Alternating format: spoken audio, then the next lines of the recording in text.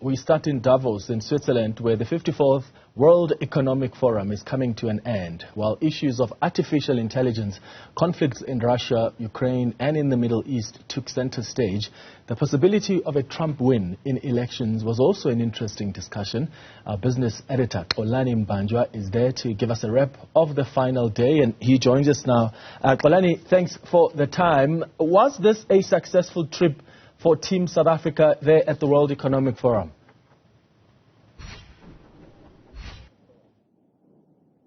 Good evening, Clement. Well, it's important to note that before Team SA jetted out of South Africa to Switzerland, they did say that do not expect us to come back with bags of money.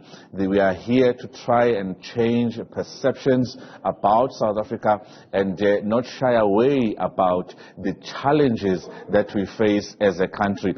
We are there to actually tell the investors and lure them back to the country.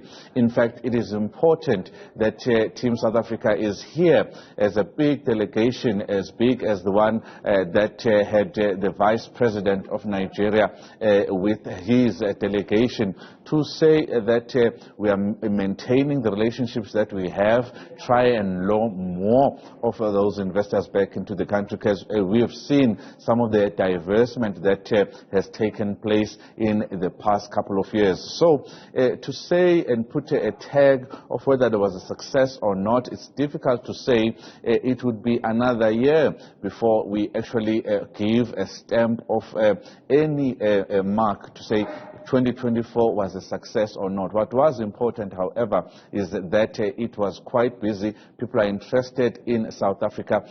What was disappointing, however, is the fact that when it comes to President Cyril Ramaphosa, he was not here, and the Minister of Electricity did not come at the 11th hour. On the discussions on the last day that were interesting, it was on elections, and some experts do expect that there will be a possibility of a Donald Trump return in the U.S., and that is causing a lot of discussion as far as the change in geopolitics that Trump brings with him, a Trump administration would bring. This is what Graham Allison had to say about the fact that a Trump win, how it would actually rejig the discussion around the world because of relations that would change between the U.S. and the rest of the world. Trade advisor Lighthizer is very clear about it. He calls it the lethal adversary, that in his administration he'll start by withdrawing most favored nation trading. He'll put on a 10% tariff across the board. He'll do tit-for-tat tariffs for anything larger. That's for everybody.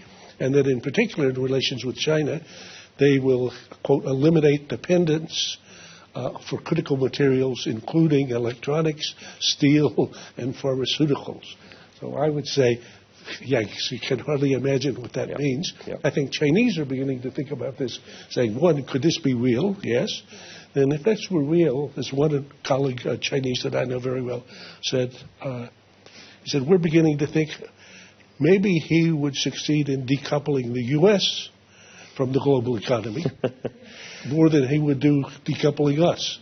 So I would say, tighten your seatbelts. It's going to get worse, going forward.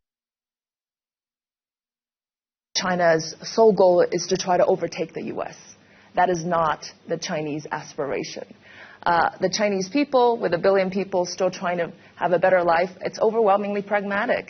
Chinese people right now still think about getting an apartment in the cities and sending their kids to school. And so that is the ultimate legitimacy, source of legitimacy also for the party. When we talk about war and all that, it's about peace and stability, which is the best conditions to make that happen. Right. So what we're seeing with U.S. and China, I think, again, coming back to the recalibration, look at trade.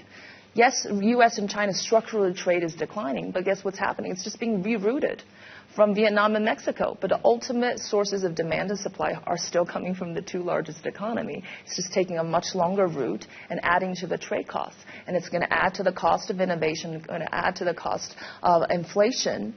And so I think, coming back to the American voters, I believe that ultimately defining this year's election is still going to be overwhelmingly pragmatic about the everyday livelihoods of these people.